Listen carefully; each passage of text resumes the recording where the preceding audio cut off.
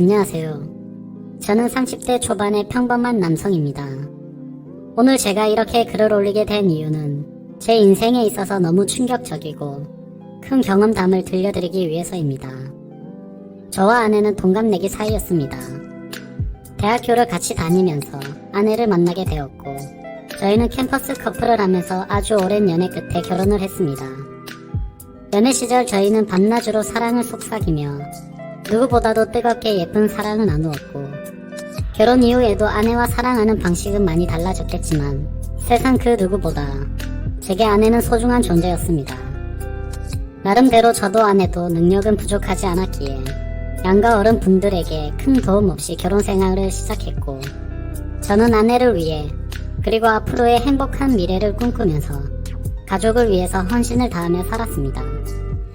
그 덕분에 저희는 작게 시작한 신혼집에서 2년 만에 벗어났고 대출을 끼고서 사기는 했지만 자가로 50평대 아파트를 구했고 이사를 오게 되었습니다. 부부가 맞벌이를 하다 보니 평일에는 이사를 오기가 엄두가 나지 않았고 주말을 이용해서 저희는 이사를 오게 되었습니다. 짐 정리를 하다 보니 양이 생각보다 엄청나게 많았고 이삿짐 정리를 안 쓴 거를 많이 후회하고 있었습니다. 저희는 미처 다 정리하지 못한 짐들을 천천히 정리하기로 하였고 새로운 집을 구경하면서 앞으로의 행복한 미래를 꿈꾸면서 즐거운 시간을 보냈습니다. 열심히 일해서 새롭게 집을 얻고 저희는 너무나도 행복했습니다. 옆에 짐이 굴러다녀도 그런 건 전혀 문제가 되지 않았죠. 그렇게 새로 이사온 집에서 새로운 생활을 꿈꾸며 저희는 함께 주말을 보냈고 짐 정리가 되지 않아서 집이 아직도 난장판인 상황이었습니다. 그렇게 이사한 그 주의 평일이었습니다. 아내는 야근을 해야 할 것 같다면서 저에게 연락이 오더군요. 정리를 할 게 있어 사무실에서 밤새 일을 할 수 있다고 말하더라고요. 일을 하는 업종이 한 번에 일이 많이 몰리는 그런 업종이어서 때때로는 밤샘을 하고 오는 적이 몇 번 있었던 터라 저는 이번에도 그냥 많이 바쁜가 보네라고 생각했습니다. 그렇게 저는 일찍 집에 들어가 봤자 할 짓도 없고 해서 오랜만에 친구들이나 만날까 생각하면서 퇴근길에 아내에게 전화를 했습니다. 오늘 어떻게 밤새 일을 해야 할 것 같냐고 아내에게 물었고 아내는 아마도 그럴 것 같다면서 늦는다고 대답을 하더군요. 그래서 저는 그러면 나도 혼자 들어가 봐야 적적하니 친구들이랑 술 한잔하고 천천히 들어간다고 말했습니다. 그렇게 저는 아내와 통화를 끊었고 친구들에게 연락을 돌렸습니다. 그런데 그날따라 친구들에게 연락을 해봤지만 다들 하나같이 시간이 맞지가 않더라고요.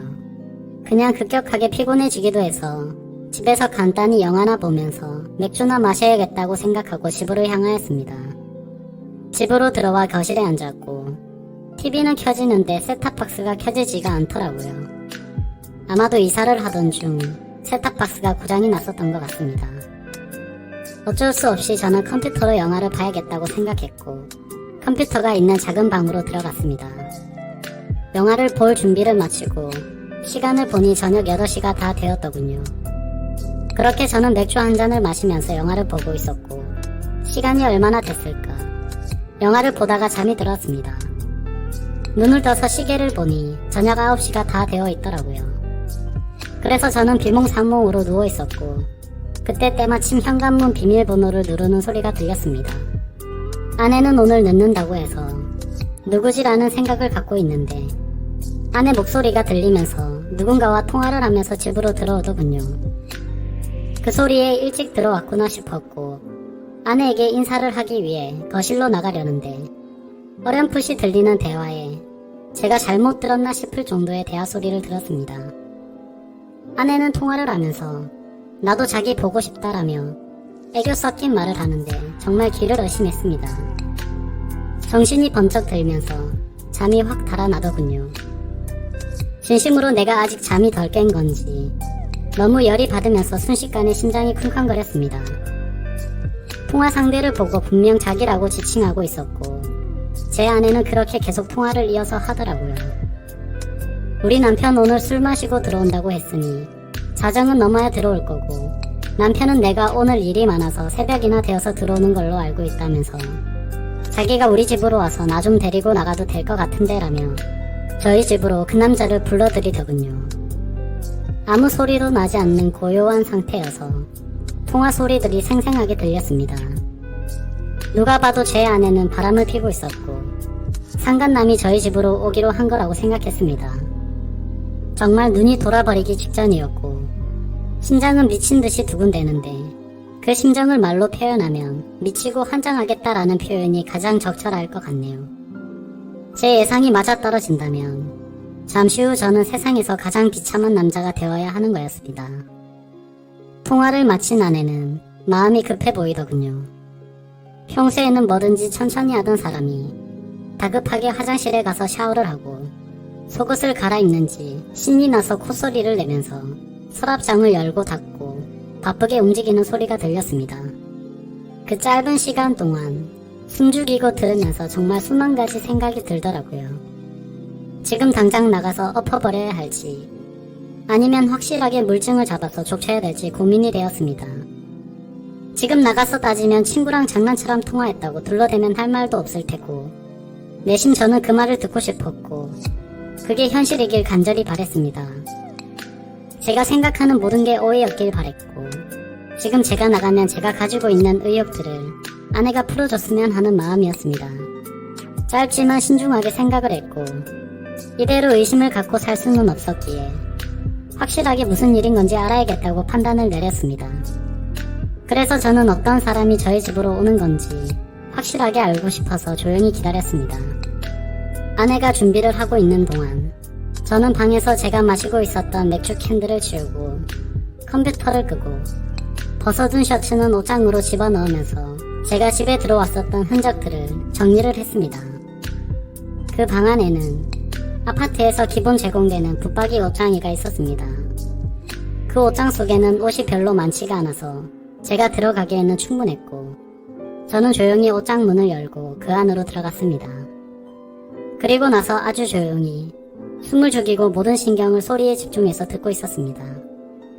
그렇게 옷장에서 웅크리고 앉아서 듣고 있자니 정말 이게 무슨 짓거리인지 싶고 더욱더 비참해지는 제 모습에 마음이 울컥 올라오더라고요. 지금이라도 당장 나가서 엎어버리고 싶은 거를 몇 번이나 참았는지 모릅니다. 한참을 그렇게 제 스스로와 싸우면서 기다리고 있었고 저희 집에 초인종이 울렸습니다. 현관문이 벌컥 열리는 소리가 들렸고 뒤이어서 굵은 목소리의 남자 목소리가 들려오더군요. 그 남자가 신발을 벗고 저희 집으로 들어오는 소리가 들렸습니다. 저는 제 예상이 맞구나 생각을 했고 그 사람은 단순한 친구는 아닌 것 같다고 생각이 들었습니다. 집으로 들어온 남자의 역겹고 불쾌한 목소리는 울려 퍼졌고 주방에서는 그릇이 달그락거리는 소리가 들리면서 뭔가 분주해 보이더군요. 그 정신 나간 놈은 새로 이사온 집 구경을 한다고 여기저기 문을 열어보고 아주 난리가 났더군요. 제가 숨어있던 작은 방문도 여는 소리가 들렸고 당장이라도 문 열고 나가면서 패버리고 싶은 마음이 굴뚝 같았습니다. 잠시 후 그놈은 거실로 나갔고 제 아내와 대화를 하더군요. 집은 남편이 산 거냐고 물으면서 아무리 남편이 샀어도 명의는 자기 앞으로 하라고 하면서 그따위 헛소리를 짓거리고 있더군요. 그런데 문제는 그 둘의 대화 내용이 참으로 역겹고 가관이었습니다. 한두 번의 만남으로 그따위 대화가 오갈 수가 없었습니다. 그 상간놈은 나 커피도 한 잔 안 주냐고 물었고 아내는 남편이 혹시라도 일찍 들어올지도 모르니까 빨리 나가자고 재촉하더군요. 그러자 남편 그놈이 뭐가 그리 무섭냐고 걱정 말라면서 지가 만나면 혼쭐을 내준다면서 책임진다고 하더라고요. 아내는 어떻게 책임질 거냐며 자기 마누라한테도 꼼짝 못하면서라고 하더군요. 네, 이 작것들은 서로 배우자가 있으면서 불륜 짓거리를 하고 있는 거였습니다. 그 상간놈은 이혼하면 그만이지 뭐 이딴 식으로 헛소리를 짓거렸고 제 아내는 그 상간놈에게 웃으면서 자기만 믿을 게 이따위 소리를 했습니다. 역겹고 더러운 대화는 이어졌고 뒤이어 듣기 힘든 신음소리가 울려 퍼졌습니다. 아내는 처음에는 곤란하다면서 거절하는 듯 하더니 잠깐 기다리라고 하고 현관문을 잠그는 소리가 들리더니 안전장치까지 제대로 문을 잠궜습니다. 이 상황에 뜬금없고 웃긴 소리 같겠지만 저 어릴 때부터 한 주먹 했었고 여지껏 살아오면서 누구한테도 맞아본 적 없고 싸워서 져본 적도 없었습니다.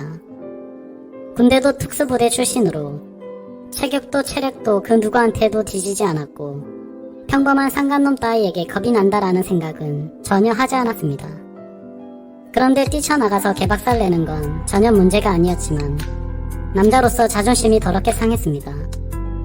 제가 나가봤자 다른 남자한테 지 아내 뺏긴 놈밖에 더 되겠습니까? 그리고 지금 나가면 무조건 제 아내하고는 끝이라는 생각이 들었고 지난 추억이 눈앞에 아른거리면서 쉽게 행동으로 옮기는 게 어려웠습니다. 체격도 다부진 남자가 옷장 안에서 숨어서 아내의 외도를 조용히 듣고 있다니 정말 비참하고 웃기지 않나요?